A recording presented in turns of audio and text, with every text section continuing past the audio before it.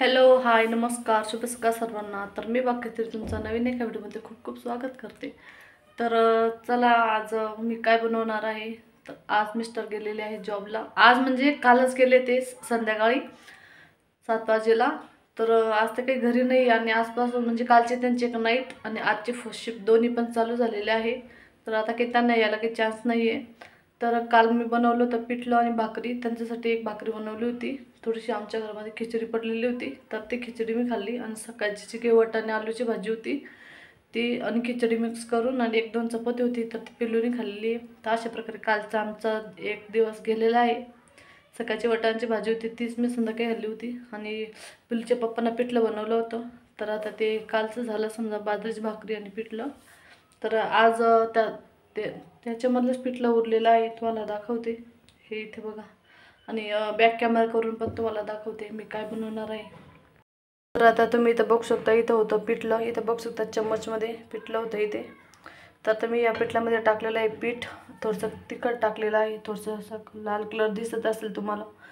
पीठ तिखट आणि मीठ टाकून त्याचं पूर्ण एक हे करून घेतलेला आहे गोळा। आता मला याचे बनवायचे आहे धपाटे पिठाचे। म्हणजे याच्यामध्ये बेसन पीठ आहे।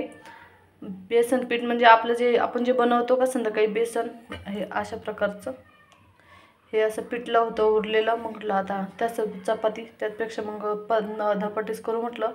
आणि पिल्लूला पण म्हटलं की काय बनवू, तर तो पण म्हटला की मम्मी धपाटी बनव। मग याच्यासोबत थोडंसं खायला दही वगैरे आहे। तर म्हटलं चला आता मी धपाटी करते। तर तुम्ही बघू शकता पीठ भिजवलेलं आहे आणि इकडे तापत ठेवलेला आहे तवा तापतोय आता मी आता याला थोडंसं। तर आता इथे मस्तपैकी तवा तापवलेला आहे आणि थोडंसं चम्मचला पिठलं लागलेलं होतं। तर मी आता ते काढून घेते आणि ते मिक्स करून मस्त धपाटा लावून घेते। तुम्ही पण असं कधी कधी करतात का? मी तर करते, तुम्ही पण करता का नक्की सांगा।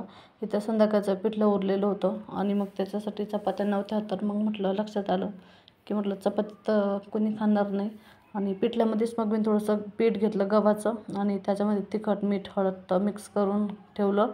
10-15 मिनटं त्याला भिजू दिलं। तर ते मी तापलेल्या तव्यावरती तेल टाकून घेते आणि एक जो गोळा आहे त्याच्यामध्ये थोडंसं पाण्याचा हात घेऊन पूर्ण थापून घेते। तुम्ही पण असं ॲडजस्टमेंट करता का नक्की मला सांगा। आणि हा बनवलेला उपयोग कसा वाटला तुम्हाला नक्की मला सांगा। म्हटलं भाजीपोळी करूच तर, आणि भाजीपोळी केल्यावर परत खाईल की नाही खाईल, म्हणून मग मी हे एक छोटंसं बनवत आहे, तुमच्यासोबत शेअर करत आहे।